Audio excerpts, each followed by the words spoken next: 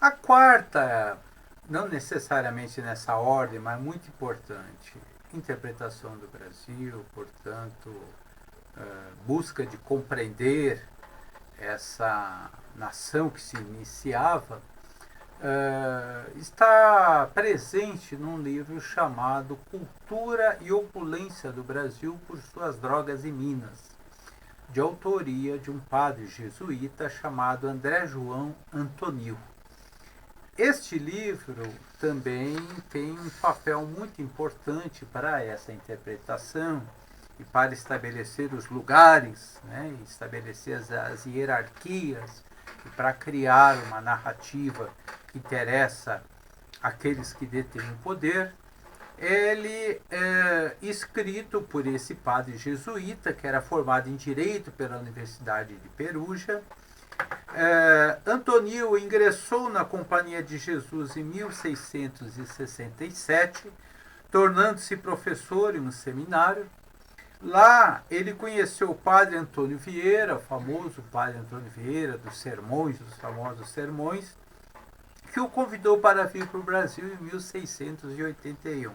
Portanto, num período bem anterior daqueles viajantes a que eu me referi, que estavam retratando um outro momento. Em Salvador, ele exerceu o cargo de reitor do Colégio Jesuíta e visitou brevemente Pernambuco e Rio de Janeiro. O que é importante destacar para compreendermos o papel e os projetos de Antonil? Antonil ele fazia parte da Companhia de Jesus. E a Companhia de Jesus, que depois se tornou uma ordem religiosa, semelhante aos beneditinos, aos agostinianos, aos franciscanos, etc., na verdade, a origem da Companhia de Jesus é o de uma empresa. A Companhia de Jesus não se inicia como uma ordem religiosa, ela se inicia como uma empresa dedicada à colonização.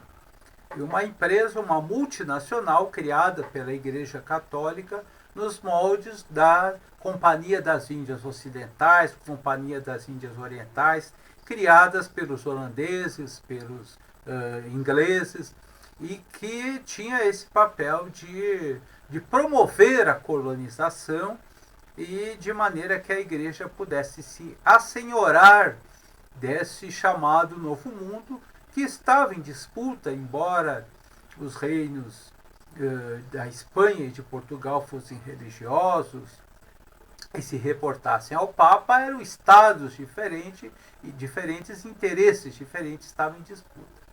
Uma outra coisa que é muito importante dizer é que a Companhia de Jesus ela foi criada a partir do Conselho de Trento em 1545, que é a materialização daquilo que ficou conhecido como a Contra-Reforma. A Contra-Reforma Católica, que se opunha à reforma protestante inaugurada por João Calvino e Martim Lutero. Então foi uma reação da Igreja Católica ao avanço do protestantismo. Os dois outros pilares dessa reação da Igreja Católica foi a retomada do Santo Ofício como maneira de punir os chamados hereges e também a edição da lista chamada Index, né? O Index Librorum Prohibitorium, a lista dos livros proibidos, aqueles livros que na concepção deles ofendia a fé católica. E a Companhia de Jesus foi o terceiro pilar dessa Contra-Reforma. Então, é fundamental que se diga que o padre Antonil ele escrevia a partir deste olhar, a partir deste pensamento. Ele elaborava, ele narrava o que acontecia aqui, e ele apresentava informações sobre o que acontecia na colônia a partir deste olhar e a partir desses interesses. Então é assim que em 1711 ele publicou a sua obra em Lisboa, que descreve as riquezas do país, discorrendo ainda sobre as formas de plantar, colher e transformar a cana-de-açúcar em um produto altamente rentável. Lembremos que a cana-de-açúcar, que já era um produto conhecido dos africanos, do norte do continente africano, que foram sequestrados e trazidos para o norte do Brasil, na época não era Brasil, norte da colônia, para plantar e colher e transformar a cana-de-açúcar num produto rentável.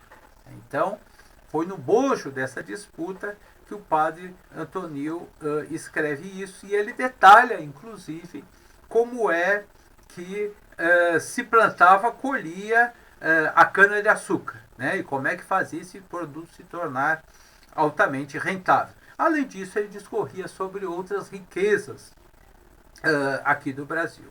Embora autorizado pelo Santo Ofício, veja só, Santo Ofício, a maior autoridade que tinha, subordinada ao Papa, o Santo Ofício autoriza a publicação desse livro. No entanto, ele foi proibido pela coroa portuguesa, e a maioria dos exemplares queimados, uma vez que revelava informações que a metrópole não queria que caísse nas mãos de outros países que disputavam a colônia e o rico mercado de açúcar. Os poucos exemplares que sobravam tornaram-se raridade e só foi editado novamente em 1837. Justamente em 1837, aquele período que existia a construção de uma nova narrativa pelas elites brasileiras, descendentes de Portugal, que começavam a já se identificarem como brasileiros e iniciando aquelas narrativas nativistas que nós vamos abordar um pouco mais à frente. Quando o mercado internacional de açúcar, então, quando é publicado novamente, o mercado internacional de açúcar já decadente encontrava-se estabilizado e as oligarquias da colônia iniciavam essa narrativa a que eu me referi.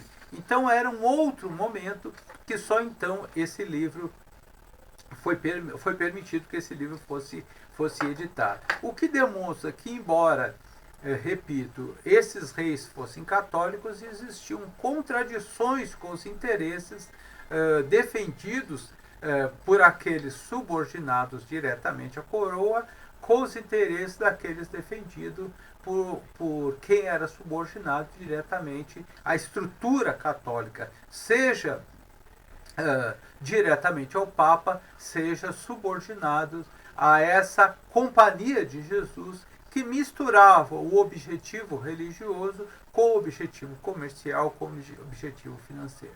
Companhia essa que evidentemente foi responsável por boa parte da colonização e responsável por boa parte da escravidão.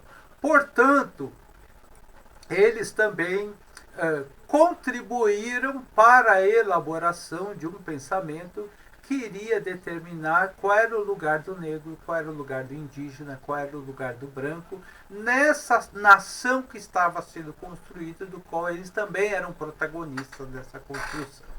Então essas primeiras narrativas, essas primeiras interpretações do Brasil, elas vão estabelecendo as hierarquias que definem este país e que vão criando essa estrutura, e elas têm esse papel de estar criando, estar estabelecendo um imaginário que vai justificar a nação que nós teremos para frente.